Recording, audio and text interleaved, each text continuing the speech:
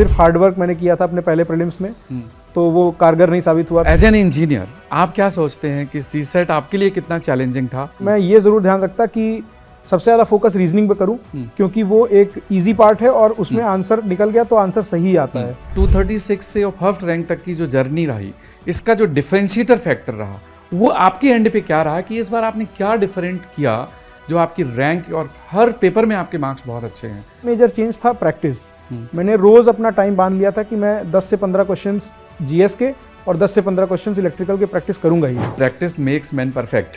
तो करत करत अभ्यास के जड़मत होत सुजान, रसरी आवत जात है घट पर परत निशान। आपका कॉन्फिडेंस वहीं तक होता है जहां तक आपकी नॉलेज हो। ठुकराया था जिन्होंने तुमको तुम्हारा वक्त देखकर, अब तुम मेहनत कर ऐसा वक्त लाओ कि उनको मिलना पड़े तुमसे तुम्हारा वक्त लेकर। दोस्तों, आज हम बात करने वाले हैं यूपीएससी सिविल सर्विसेज 2023 के टॉपर आदित्य श्रीवास्तव से। लोग कहते हैं कि यूपीएससी की जर्नी टफ होती है, तो आज जानते हैं कि ये कितनी टफ होती है और ये किस गहराई तक इसमें उतरने की ज़रूरत होती है, प्रिपरेशन कैसे करना चाहिए और किन किन परेशानियों को झेलना पड़ता है। इसका मतलब मेरा ये है कि प्रिपरेशन के दौरान क्या आपको नहीं करना चाहिए, क्या करना चाहिए, कौन से सोर्सेज पढ़ना चाहिए और अपना सेल्फ मोटिवेशन बनाए रखने के लिए अपने आप को कैसे मोटिवेट रखना है और किन किन सोर्सेज की ज़रूरत पड़ सकती है, इन सारे मुद्दों पर बात करेंगे और आदित्य श्रीवास्तव से। So Aditya, first of all congratulations. Thank you so much. And Aditya के लिए तो मैं ये कहूँगा कि उत्तर प्रदेश का तो पूरा प्रदेश प्राउड है ही, लेकिन पूरा देश प्राउड है इसलिए क्योंकि इन्होंने वो काम किया है जो शायद लोग ड्रीम करते हैं, सोचते हैं कि सिलेक्शन हो जाए, और सिलेक्शन तो बहुत दूर की बात है, रैंक 1।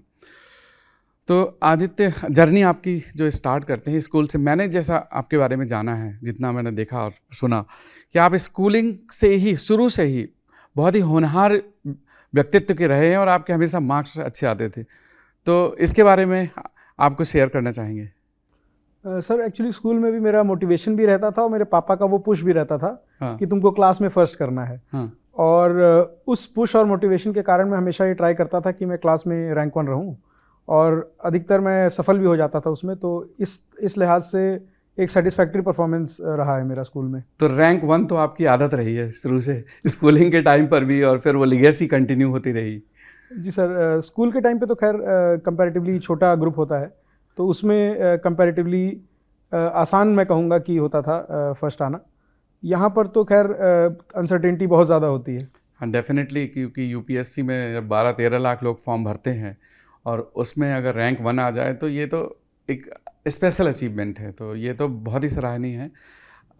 आगे थोड़ा सा बढ़ते हैं कि जब आपने फिर ग्रेजुएशन किया, आईआईटी कानपुर से आपने बीटेक किया इलेक्ट्रिकल से, तो क्या ग्रेजुएशन के दौरान ही आपका माइंडसेट बन गया था कि मुझे सिविल सर्विसेज में जाना है, या उस समय ये माइंडसेट था कि एक अच्छा इंजीनियर बनना है?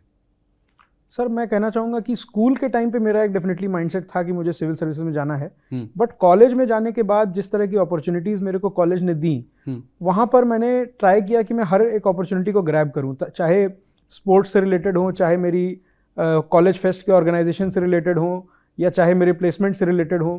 तो मैं कहूँगा कि वहाँ जा करके थोड़ा जो सिविल सर्विसेज वाला था वो बैकएंड पे चला गया था। फिर जब मैं अपनी नौकरी में गया, उसके बाद ही कहीं पर जा करके मैंने ये कॉन्शियसली सोचा कि अब मुझे सिविल सर्विसेज की तरफ चलना चाहिए। अच्छा, तो जॉब में जब आप गए तब फिर आपको रियलाइज़ हुआ कि, या तब आपने सोचा कि civil services will be a journey? तो जो सिविल सर्विसेज की पढ़ाई स्टार्ट करते समय कुछ गैप आ गया होगा ग्रेजुएशन के बाद, तो उस गैप का कुछ ऐसा फील हुआ कि रीस्टार्ट करना थोड़ा ज़्यादा चैलेंजिंग है, या कॉलेज के टाइम से स्टार्ट करते तो ज़्यादा आसान रहता? सर डेफिनेटली, जैसे अगर खासकर इलेक्ट्रिकल की बात करें तो मेरा बैकग्राउंड पूरा इलेक्ट्रिकल का था, लेकिन क्योंकि 1.5 साल का ये सब का गैप आ चुका था, तो मुझे इलेक्ट्रिकल में थोड़ा फ्रेश स्टार्ट टाइप का लेना पड़ा था। और एक और चीज़ जो मैंने मेनली नोटिस की, मेरे कॉलेज में आपको फर्स्ट प्रिंसिपल से सॉल्व करने पे ज़्यादा फोकस रहता था, और यूपीएससी में मैंने पाया कि फार्मूला बेस्ड सॉल्यूशंस पे ज़्यादा फोकस होता है। तो वो भी एक डिफरेंस था जिसके साथ मुझे एडजस्ट करना पड़ा। बहुत सारे इंजीनियर्स ये सोचते हैं कि जो इंजीनियरिंग ऑप्शनल है वो थोड़ा लेंदी पड़ेगा, टफ पड़ेगा, लेकिन आपने इलेक्ट्रिकल को ही चुना। तो इस ऑप्शनल के चुनाव में आपने कौन से फैक्टर्स को कंसीडर किया कि नहीं इलेक्ट्रिकल बेटर है? सर मेरे प्राइमरीली 2 इंपॉर्टेंट फैक्टर्स थे। पहला तो मेरा कंफर्ट, क्योंकि कॉलेज में भी मेरा रुझान रहा था इस इलेक्ट्रिकल अपने ऑप्शनल के प्रति, और मैं अच्छा परफॉर्म भी कर पाता था इलेक्ट्रिकल में, तो एक वो कंफर्ट लेवल मेरा था कि मैं चूज़ करता।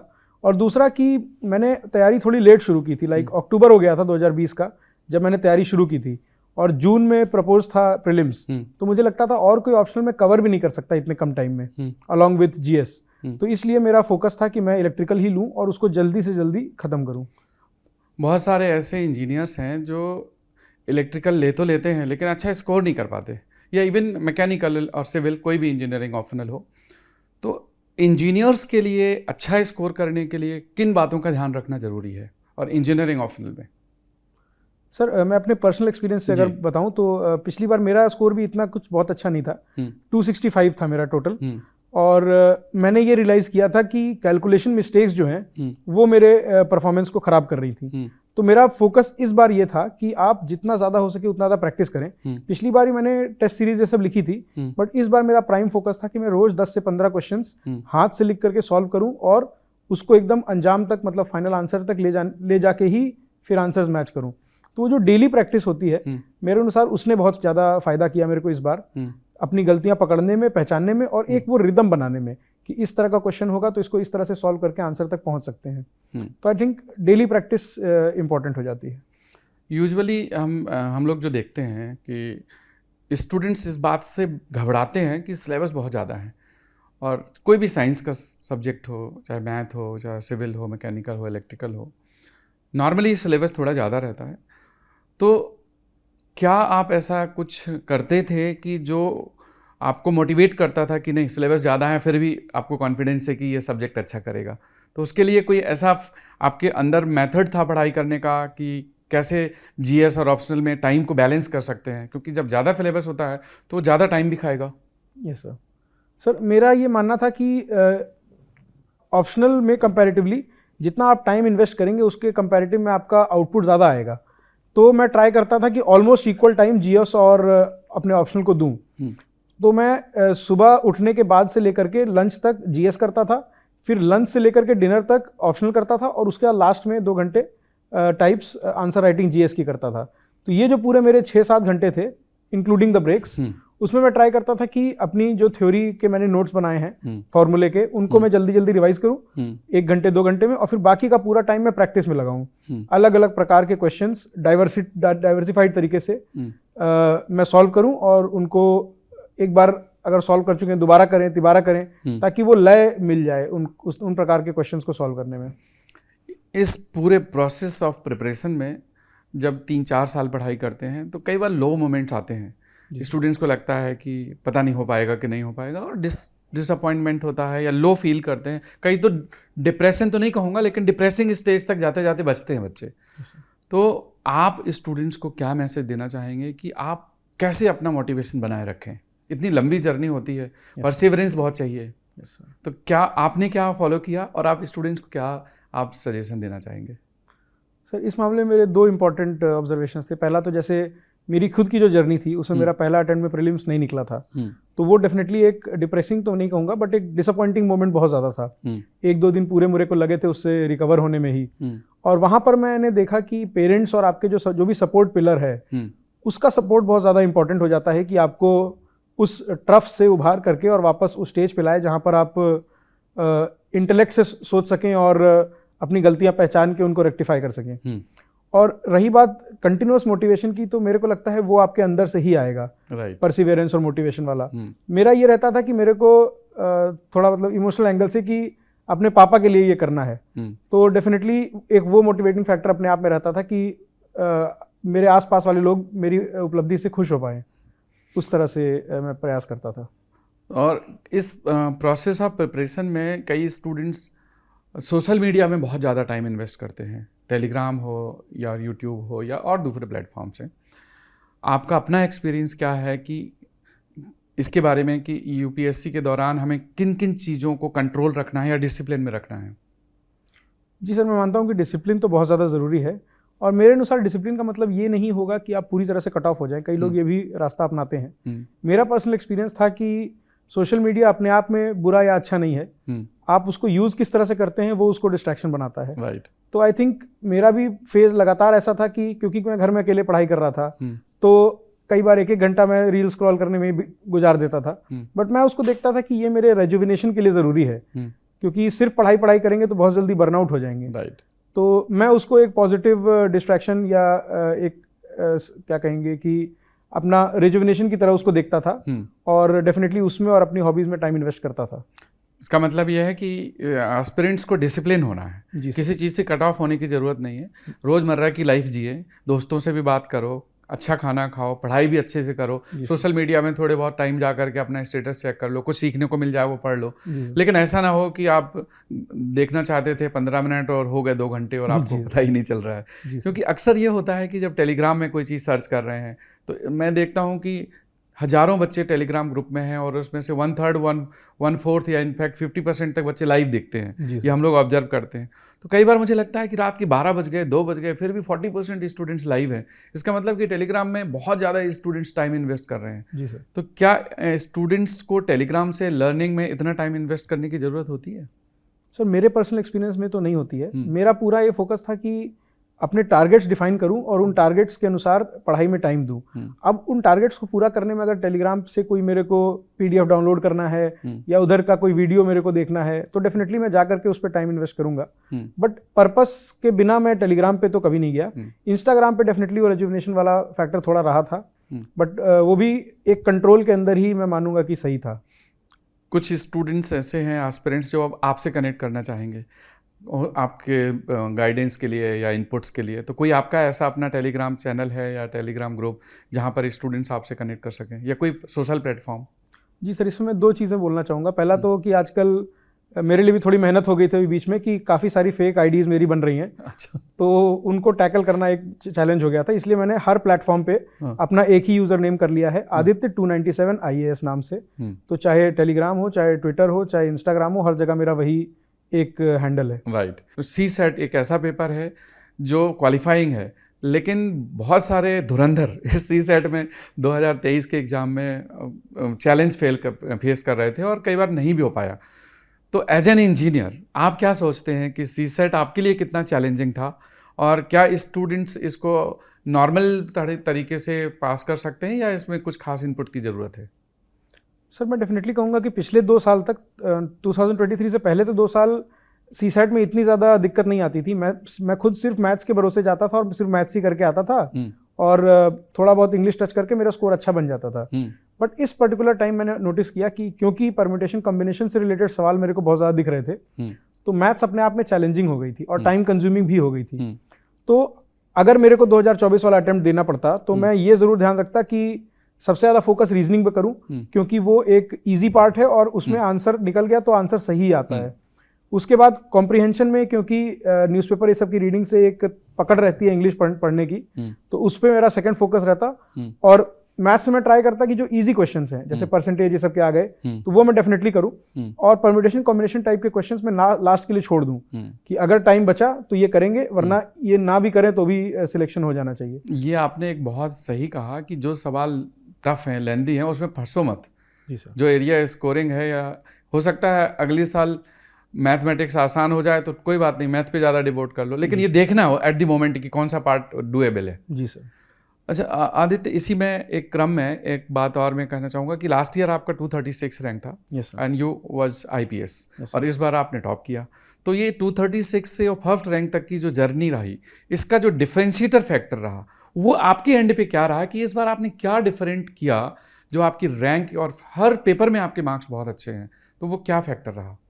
जी सर, मैंने ये फोकस किया था कि जिस भी पेपर में मेरी जो भी एग्जैक्ट गलती हो रही हो उस गलती को आइडेंटिफाई करके अपने, जैसे IPS में थे तो काफ़ी सारे लोगों से जान पहचानी बन गई थी जो अच्छा स्कोर किए थे किसी पर्टिकुलर पेपर में, तो हर पेपर में जिसने अच्छा स्कोर किया उससे कांटेक्ट करके डिफरेंस में आइडेंटिफाई कर रहा था कि मेरे आंसर्स में और उसके आंसर में क्या डिफरेंस है, और उन डिफरेंसेस को इम्प्लीमेंट करने पे मैंने बहुत ज़्यादा फोकस किया था हर पेपर बाय पेपर। और दूसरा मेजर चेंज था प्रैक्टिस। मैंने रोज़ अपना टाइम बांध लिया था कि मैं 10 से 15 क्वेश्चंस GS के और 10 से 15 क्वेश्चंस इलेक्ट्रिकल के प्रैक्टिस करूंगा ही, क्योंकि ऑलरेडी मैं एक अटेम्प्ट दे चुका था मेंस का।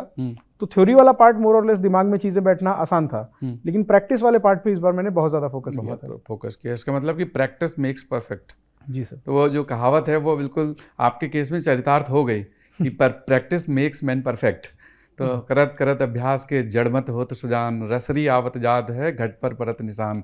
ये जो दोहा है आज भी मुझे याद है, ये प्रैक्टिस वाला, ये वाकई बहुत मायने रखता है। और सिविल सर्विसेज में जिस तरह का एग्जाम है वहाँ पर आंसर राइटिंग के लिए कॉन्साइज, कंप्रेस, टाइम बाउंड और फिक्स्ड नंबर ऑफ वर्ड्स में जो अगर लिखना है तो प्रैक्टिस तो करनी पड़ेगी। जी सर।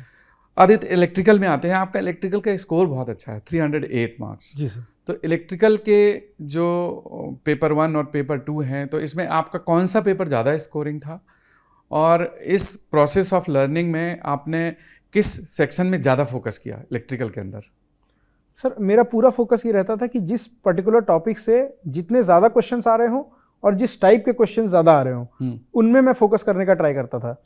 पूरा सिलेबस मैंने एक बार पढ़ा ज़रूर था, बट फोकस ये रहता था कि जैसे मान लीजिए सिग्नल सिस्टम्स है तो उसमें एस डोमेन, जेड ट्रांसफॉर्म और 2 पोर्ट नेटवर्क जो आता है उसके पहले वाले में, उन सब पे फोकस ज़्यादा रहता है पेपर का। तो मैं भी उन्हीं सब पे ज़्यादा फोकस करता था और उनके क्वेश्चन ज़्यादा प्रैक्टिस करता था। जैसे मान लीजिए सीमॉस और ये सब के जो टॉपिक्स होते हैं डिजिटल में, उन पे क्वेश्चन इतने ज़्यादा नहीं आते हैं, जैसे शॉर्ट की डायोड ये सब हो गया, तो वो मैं पढ़ा था लेकिन उनमें बहुत ज़्यादा प्रैक्टिस उनकी नहीं की थी। तो ऐसा एक पीवाईक्यू से ओरिएंटेड अपना अप्रोच बना करके मैं चला था। और पीवाईक्यू बनाने से तो इस सब्जेक्ट में मैं कहना चाहूँगा कि न सिर्फ सिविल सर्विसेज के पीवाईक्यू, बट जो मेजर डिफरेंस क्रिएटर था इस बार वो थे इंजीनियरिंग सर्विस के भी पीवाईक्यू। तो दोनों तरह के पीवाईक्यू को लेकर के मैंने अपनी प्रिपरेशन ओरिएंट की थी। ये आपने बहुत अच्छा सजेस्ट किया, क्योंकि जो इंजीनियरिंग में इलेक्ट्रिकल का जो इंजीनियरिंग सर्विस में पेपर होता है और वहाँ पर इलेक्ट्रॉनिक्स इंजीनियरिंग का भी एक अलग से पेपर होता है। तो जो कॉमन सब्जेक्ट्स हैं, तो क्या इलेक्ट्रॉनिक्स के भी जैसे नेटवर्क कंट्रोल, डिजिटल, ईएमटी और कम्युनिकेशन सिस्टम, ये जो एरिया है जो इलेक्ट्रॉनिक्स में पूछा जाता है, तो क्या आपने ईएस के इलेक्ट्रॉनिक्स के पेपर भी सॉल्व किए थे या ओनली इलेक्ट्रिकल? ये एक मेजर डिफरेंस मैं पॉइंट आउट करना चाहूँगा मेरे सेकंड अटेम्प्ट में और थर्ड अटेम्प्ट में, कि सेकंड अटेम्प्ट मैंने इंजीनियरिंग सर्विस से क्वेश्चंस नहीं टच किए थे और वो मैं मानता हूँ कि एक भूल थी मेरी। इस बार मैंने न सिर्फ इलेक्ट्रिकल बल्कि इलेक्ट्रॉनिक्स के भी क्वेश्चंस, सारे के सारे नहीं, बट जो आपके टॉपिक्स हैं अपने सिविल सर्विसेज के कोर्स में, उससे रिलेटेड जो क्वेश्चंस दिख रहे हैं वो मैंने सारे सॉल्व किए थे। और एक बार नहीं, जो क्वेश्चन इंपॉर्टेंट दिख रहा है उसमें स्टार मार्क करके उसको दोबारा भी सॉल्व किया, तिबारा भी सॉल्व किया। तो वो एक स्ट्रेटेजी जो मेरी रही इस बार, आपने ब्रॉड की। और जी सर, तो सारे क्वेश्चंस प्रैक्टिस कर लिए। जी सर। अच्छा, इंजीनियरिंग में हम लोगों ने कई बार ऐसा ऑब्जर्व किया है, ये मेरा भी अपना एक्सपीरियंस है because I am also engineer, कि कई बार कॉन्सेप्ट रिपीट हो जाते हैं जो पहले एग्जाम्स में आए हुए हैं, और इस बार उसी कॉन्सेप्ट पे सवाल आ गया। हो सकता है थोड़ा सा डिफरेंट हो, लेकिन अगर आपने पीवाईक्यू बहुत अच्छे से कर रखा है तो वो डूएबल हो जाता है। तो आपको भी क्या ऐसा ऑब्जर्व हुआ एग्जाम्स में कि पीवाईक्यू का रिलेवेंस खास करके साइंस या इंजीनियरिंग सब्जेक्ट में ज़्यादा है? जी सर, बिल्कुल। ये न सिर्फ मैंने देखा है जैसे पिछले 10 साल के पीवाईक्यू तो बहुत अच्छे से करने होते हैं, उसके पिछले वाले जो 10 साल हैं, 10 to 20 ईयर्स बिहाइंड टुडे, वो वाले से रिपीटिशन मेरे को काफ़ी दिखा। और प्लस इवन इंजीनियरिंग सर्विस के जो पिछले 3-4 सवाल में क्वेश्चंस आए हैं उनसे भी कंसेप्ट का रिपीटिशन मेरे को काफ़ी दिखा। तो ये दोनों पॉइंट मैं डेफिनेटली एड्रेस करके गया था इस बार। Aditya, engineers normally numerical problems में तो बहुत अच्छे होते हैं, मैथमेटिकल मॉडल उनका बड़ा अच्छा होता है। तो क्या ऐसे लिखने में, क्योंकि जब बहुत लंबा ऐसे लिखना हो, तो ऐसे लिखने में आपको क्या कोई कठिनाई फील हुई, या आपको लगता था कि नहीं जैसे जीएस है वैसे ही ऐसे है? नहीं सर, मैं तो कहूँगा कि ऐसे बहुत ज़्यादा डिफरेंट है जीएस से, क्योंकि जीएस में हमारा प्राइम फोकस होता था पॉइंट वाइज लिखना, और ऐसे में आप यही नहीं कर सकते। लाइक कई बार लोगों ने सजेस्ट किया कि आप पॉलिटिकल, इकोनॉमिक, ये सब डायमेंशन कवर करें, बट मेरा पर्सनली ये मानना नहीं था। इनफैक्ट मैंने मेंटरशिप ली थी, अपने पापा के एक दोस्त हैं, उन्होंने काफ़ी हेल्प की थी मेरे ऐसे में। और मेरा प्राइमरी ये रहता था कि जो ऐसे का टॉपिक है उसको क्वेश्चंस में मैं ब्रेक करूं। कि जैसे मान लीजिए, अगर मैं एक एग्जांपल के साथ समझा पाऊं, तो ship does not sink because of water around it but because of water that gets into it. तो इसमें शिप का क्या मतलब है, वाटर का क्या मतलब है, पानी जो बाहर का है वो अंदर कैसे आ रहा है, कौन से वो फैक्टर्स हैं जो बाहर के पानी को अंदर आने से रोक रहे हैं। इस तरह से क्वेश्चन के फॉर्मेट में मैं एक अपना आउटलाइन तैयार करता था रफ में, जो पहले आधे घंटे होते हैं उसमें, फिर उनका ऑर्डर डिसाइड करता था, फिर उनको कनेक्शन बनाते हुए मैं फेयर ऐसे लिखता था। तो ये एक जनरल मेरी स्ट्रेटजी रहती थी जिसने डिसेंट स्कोर मेरे को दिलाया दोनों बार ऐसे में। Very good. आप इंजीनियर हैं, तो क्या इंजीनियरिंग बैकग्राउंड के कोई सवाल इंटरव्यू में भी पूछे गए थे 2022 वाले में या 2023 वाले इंटरव्यू में? सर 2023 वाले में तो इंजीनियरिंग बैकग्राउंड से क्वेश्चंस नहीं आए थे, वो पुलिस ओरिएंटेड ज़्यादा थे। 2022 वाले में डेफिनेटली इलेक्ट्रिकल से क्वेश्चंस पूछे गए थे, लाइक कोर जो इलेक्ट्रिकल होती है उससे नहीं, बट ब्रॉड टॉपिक्स जैसे कि न्यूक्लियर का क्या स्कोप है, सोलर का क्या स्कोप है, फिर न्यूक्लियर में कुंदन-कुलम वाला प्लांट क्यों शट डाउन हो गया था, तो इस तरह के एप्लीकेशन बेस्ड। यस सर, इस तरह के क्वेश्चंस मेरे से पूछे गए। तो जो इंजीनियरिंग बैकग्राउंड के स्टूडेंट्स हैं, भले ही उनका ऑप्शनल इंजीनियरिंग नहीं है, तो क्या उनको भी कोई रिव्यू करने की ज़रूरत है? क्योंकि भूल चुके होते हैं, 4 साल 3 साल से इंजीनियरिंग को छोड़ रखा है और सोशियोलॉजी या फिलॉसफी या कोई भी सब्जेक्ट ले लिया, तो उन स्टूडेंट्स को क्या इंजीनियरिंग के बेसिक्स रिवीजन करने की ज़रूरत पड़ती है? सर मैं कहूँगा कि डेफिनेटली अगर वो रिव्यू कर लें इंटरव्यू के पहले तो अच्छा होगा, क्योंकि आपका कॉन्फिडेंस वहीं तक होता है जहाँ तक आपकी नॉलेज हो। लेकिन असली इंटरव्यू मैंने बहुत ही रेयरली ऑब्जर्व किया है कि इन डेप्थ क्वेश्चन, जैसे कि मान लीजिए मोटर कैसे काम करता है, ये सब पूछा गया हो, वो ब्रॉड चीज़ें ज़्यादा पूछते हैं कि न्यूक्लियर का क्या स्कोप है, या न्यूक्लियर में आपको बड़े प्लांट बनाने चाहिए या स्मॉल मॉड्यूलर रिएक्टर बनाने चाहिए। तो इस तरह के कॉन्सेप्चुअल क्वेश्चंस वो ज़्यादा पूछते हैं।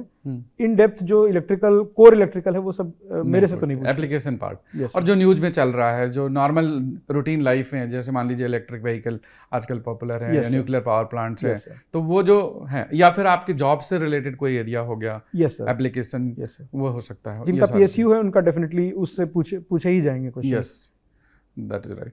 और आदित्य, आपका इंटरव्यू में भी इस बार स्कोर बहुत अच्छा था जी सर, एंड लास्ट ईयर के कंपैरिजन में वहाँ पर भी आपका स्कोर जंप हुआ है जी सर। तो इस इंटरव्यू में लास्ट ईयर के इंटरव्यू से क्या डिफरेंट आपने आंसर किया था, या ओवरऑल उस इंटरव्यू के दौरान आपको क्या फील हुआ था कि इस बार का इंटरव्यू ज़्यादा बेहतर हुआ?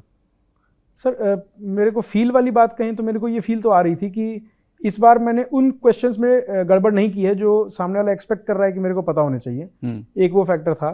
दूसरा फैक्टर था कि इस बार 60% ऑफ द इंटरव्यू लगभग मेरा पुलिसिंग पे गया था, और क्योंकि क्लासेस में वही पढ़ रहा था तो मैं प्रैक्टिकल एस्पेक्ट्स बहुत ज़्यादा टच कर पाया था पुलिसिंग के, कि कैसे ऑन फील्ड किस तरह से पुलिस स्टेशन में काम होता है एटसेट्रा। और जो तीसरा मेजर था वो मैं कहूँगा ब्लेसिंग इन डिस्गाइज था, क्योंकि पिछली बार मैंने ओवरडू कर दिया था। अच्छा। 14-15 मॉक्स दे दिए, रोज दोस्तों के साथ मॉक की प्रैक्टिस कर रहे हैं, तो मेरे जो आंसर्स थे वो रोबोटिक हो गए थे। अच्छा। इस बार मैंने 2 ही मॉक्स दिए थे क्योंकि टाइम भी नहीं था मेरे पास, पढ़ाई भी थोड़ी कम हो पाई थी क्योंकि एकेडमी में था मैं। तो जो मेरी नेचुरल पर्सनैलिटी थी वो निकल करके आ रही थी, चाहे मेरे हैंड मूवमेंट हो, चाहे मेरे एक्सप्रेशंस हो। तो आई थिंक उसने भी मेरे को थोड़ा सा फायदा किया। ये आपने बहुत सही सजेस्ट किया कि ओवरडू, क्योंकि कई बार हम क्या होते हैं ना कि इतने ज़्यादा ओवर प्रैक्टिस की वजह से हम अपनी पर्सनालिटी को भूल करके जो लोगों ने सजेस्ट कर रखा है उस पर्सनालिटी में ढल जाते हैं। जी सर। लेकिन अगर आप सिर्फ इतना फील कर लो कि कैसे एक्सप्रेस करना है, rest of the things should be from your depth, from your personality, from your background and connect to the current affairs and the present scenario. That is what is required, I believe. जी sir. तो आदित्य, जैसे अब इस process of journey में UPSC में कोई tips आप देना चाहेंगे कि ये मैंने किया था और ये मैंने नहीं किया था जिसकी वजह से आप इस मुकाम तक पहुँचे? तो क्या एस्पिरेंट्स को कोई ऐसी टिप्स देना चाहेंगे कि आप इन चीज़ों का ध्यान रखो बट इन चीज़ों से दूर रहो, dos and don'ts? Sir dos में तो डेफिनेटली आई वुड से कि एक आपका कंसिस्टेंसी बहुत इंपॉर्टेंट है, एक आपका स्मार्ट वर्क बहुत इंपॉर्टेंट है, क्योंकि डोंट्स में मैं कहूँगा कि सिर्फ हार्ड वर्क मैंने किया था अपने पहले प्रीलिम्स में तो वो कारगर नहीं साबित हुआ था, और दूसरे अटेम्प्ट में मैंने हार्ड वर्क के साथ साथ स्मार्ट वर्क, पीवाईक्यू का एनालिसिस, ये सब भी टच किया, तो it proved out to be good. और तीसरा मैं कहूँगा प्रैक्टिस। उस मेहनत का तो कोई सब्स्टिट्यूट नहीं है। जितना ज़्यादा आप प्रैक्टिस करेंगे उतना ज़्यादा आपको नए क्वेश्चंस हैंडल करने में आसानी होगी, बी इट प्रीलिम्स या बी इट मेंस में आपका जीएस या इलेक्ट्रिकल जैसा ऑप्शनल अगर हो तो I would suggest these things. Aditya, बहुत सारे स्टूडेंट्स हैं जो इलेक्ट्रिकल के सोर्सेज को लेकर के परेशान होते हैं। जी सर। और वो चाहते हैं कि इनको कैसे पढ़ें, कहाँ से ढूंढें, तो उसके बारे में आप क्या कहना चाहेंगे? सर सोर्सेज तो मैं कहूँगा कि बुक्स के बारे में तो बहुत सारे टॉपर्स ने ऑलरेडी बता रखा है। मैं भी अपनी जो बुक लिस्ट थी वो अपने टेलीग्राम चैनल पे डाल दूंगा। इसके अलावा एक दिक्कत आती है मेन कॉपीज़ वाली, तो जो रिटन कॉपीज़ हैं, चाहे मेरी या फिर और टॉपर्स जिन्होंने बहुत अच्छा स्कोर किया हो, you might be knowing them, तो एक कॉपीज़ अगर किसी एक पोर्टल पर एक जगह मिल जाए तो एक आसानी होगी जो मेरे को नहीं मिल पाई थी, कि एक पॉइंट पे देख लें कि किस तरह से टॉपर्स अपने आंसर्स लिख रहे हैं इलेक्ट्रिकल के। I think that would be great. तो हम लोग नेक्स्ट आईएएस के वेबसाइट पे जो आपकी जो कॉपियाँ हैं आंसर सीरीज जो आपने नेक्स्ट IAS के टेस्ट लिखे इलेक्ट्रिकल इंजीनियरिंग के और ऐसे के, वो हम लोग अपलोड करा देंगे। तो जो भी स्टूडेंट्स हैं इंजीनियरिंग बैकग्राउंड के, आप आदित्य की जो उन्होंने टेस्ट लिखे थे नेक्स्ट IAS में, जितने भी टेस्ट थे हमारे पास अवेलेबल हैं, वो सारे हमारे वेबसाइट में आप देख सकते हैं। आप उसको जा करके टॉपर्स आंसर बुकलेट सर्च करेंगे तो आपको मिल जाएगा, वो आपको सारे मिल जाएंगे। साथ ही साथ मैं आपको भी मेल करा दूंगा दोबारा, तो आप भी अपने चैनल में डाल दीजिएगा ताकि स्टूडेंट्स उसको कनेक्ट कर सकें। जी sir. In addition to that, जो भी आपको सपोर्ट चाहिए तो आप हम लोगों को भी लिख सकते हैं। भले ही हम लोग वो नेक्स्ट IAS में प्रोवाइड करते हैं या नहीं, बट हम ट्राई करेंगे कि आपको सपोर्ट दें। और आदित्य का जो नेक्स्ट IAS में मॉक इंटरव्यू हुआ था, तो उस मॉक का भी वीडियो नेक्स्ट IAS के चैनल पे अपलोडेड है, वो भी आप देख सकते हैं। और आपको जो भी सहयोग चाहिए, being an engineer, I am also engineer, तो इंजीनियरिंग कैंडिडेट्स के लिए या इंजीनियरिंग बैकग्राउंड के स्टूडेंट्स के लिए मेरा थोड़ा एक स्पेशल कनेक्ट है। वो बीइंग एन इंजीनियर वो हो जाता है कई बार ना कि engineer thinks for engineers more. So although ये मुझे वर्ड बोलना नहीं चाहिए क्योंकि next IAS is open for everybody, but वो एक थॉट है। तो आप लोगों को कोई भी सहयोग चाहिए तो you are most welcome. And Aditya, thank you very much for sharing your success journey with the next IAS students, and in fact this is for everyone, and many congratulations for achieving this great rank। लोग कहा करते थे, हम लोग भी छोटे में ऐसे ही सोचा करते थे कि जब हम किसी से मिलने जाते थे तो हमें उनसे मिलने के लिए उनका अपॉइंटमेंट लेना पड़ता था, और मिलने के लिए कई बार उनसे रिक्वेस्ट करना पड़ता था। तो एक कहावत शेयर कर रहा हूँ, जिनसे हम मिलने के लिए उनका वक्त मांगा करते थे, वो वक्त की बात है। हम मेहनत कर ऐसा वक्त लाए हैं, अब उनको हमसे भी वक्त लेके मिलना पड़ेगा। तो ये जो वक्त बदलता है ना, ये आपकी मेहनत से बदलता है। इसमें कोई एरोगेंस नहीं है, इसमें आपका हार्डवर्क है। आप हार्डवर्क करिए, या इसको आप ऐसे कह लीजिए, ठुकराया था जिन्होंने तुमको तुम्हारा वक्त देखकर, अब तुम मेहनत कर ऐसा वक्त लाओ कि उनको मिलना पड़े तुमसे तुम्हारा वक्त लेकर। तो ये ना एक हार्डवर्क की बात है, ये कोई एरोगेंस की बात नहीं है। और सिविल सर्विसेज से ज़्यादा इंडिया में फ़िलहाल ऐसी कोई सर्विस नहीं है जिसके लिए लोग ड्रीम करते हैं।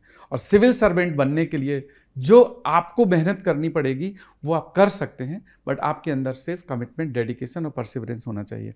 सो Aditya, thank you very much and जय हिंद। जय हिंद सर।